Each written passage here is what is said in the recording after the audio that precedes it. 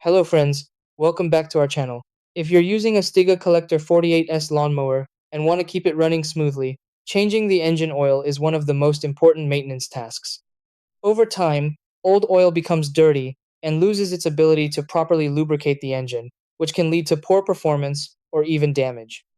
Many users avoid doing this because they think it's complicated, but it's actually a simple process if you follow the right steps. The best thing is that with a little care and the correct method, you can change the oil yourself and extend the life of your lawnmower. Try these. Step 1. Turn off the mower and disconnect the spark plug for safety. Step 2. Place a container under the oil drain area. Step 3. Remove the oil cap or drain plug. Step 4. Tilt the mower slightly to drain out old oil completely. Step 5. Add fresh engine oil up to the recommended level. Step 6. Replace the cap, reconnect spark plug, and test the mower.